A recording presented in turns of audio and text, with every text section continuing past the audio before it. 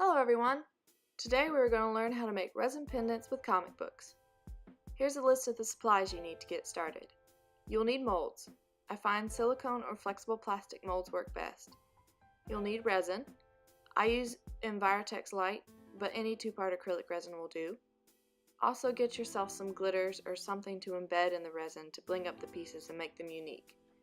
And last, but not least, a comic book. Now, before you freak out about me ruining perfectly good comic books, just chill.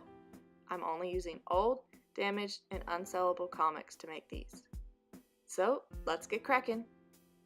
Now, first of all, you want to measure your molds to the images to see what fits where. If they are clear molds, you can just hold them over the paper and size them up that way. But if the molds are opaque, then you will want to get a ruler and measure them to figure out the sizes. I decided on the square mold for Superman and the rectangle mold for Wonder Woman.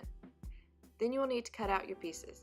You can use an X-Acto knife or scissors, and you can cut them to fit the size and shape of the mold, like a square or circle, or you can individually cut out the characters so that they will just float in the resin pendant. When choosing a comic book for this project, you will want to look for thick, glossy pages. This is the ideal type of paper to embed in resin, because the glossiness already gives it a bit of a barrier between the paper and the resin.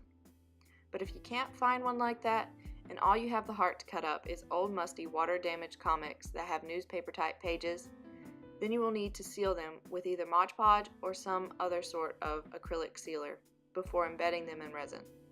The resin will turn the paper transparent and might even break it down altogether if the pages are thin and absorbent, so you will need to make a barrier between the paper and the resin. So now that you have cut all your pieces out, it's time for the resin. You will need 2 medicine cups to measure out equal parts hardener and resin, stir sticks, I use popsicle sticks, and gloves. And of course the resin. I use a 2-part acrylic resin for a couple reasons. It's easy to measure out, it has little to no odor, and it's the safest to come in contact with your skin. Though you'll still want to wear gloves because this stuff is sticky and it gets all over everything if you aren't careful. I use a popsicle stick to stir the resin till it is clear, and then I transfer it into the other cup and stir some more. This ensures that there wasn't any unmixed bits around the edges. There will be some bubbles, so you will want some sort of heat source to make the bubbles rise to the surface and pop. I use a heat gun, but if you don't have one, you can use a hair dryer or even set it in a dish of warm water, so long as the water doesn't come in contact with the resin. Alright, now it's time to pour it into the molds.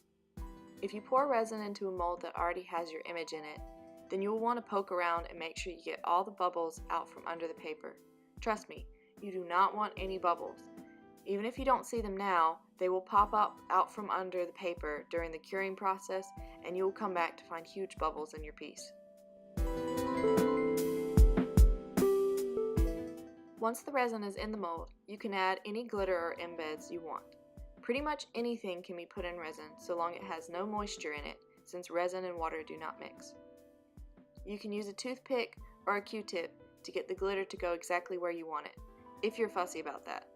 I gave up trying to control it about halfway through making these.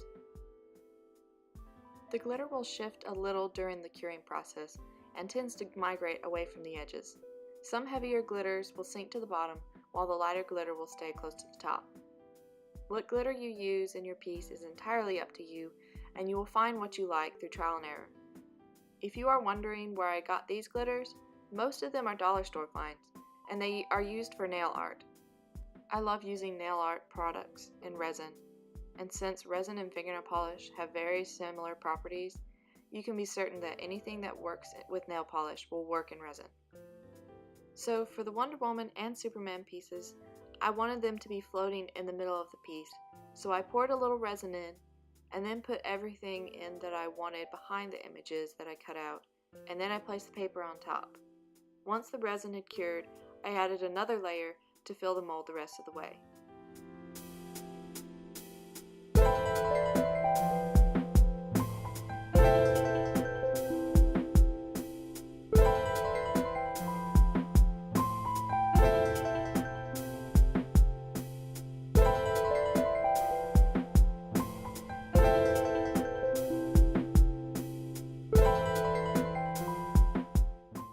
Now if you don't want to go the mold route, but you still want awesome comic book necklaces, You can use bezels, which are a teeny bit easier than using molds. You can get these metal bezels from pretty much any craft store. All you need to do is cut your paper to size. Luckily, I had a hole punch that was the perfect size. And then you'll want to glue your paper into the bezel. You can use Mod Podge, craft glue, or you can even put a little dot of resin underneath.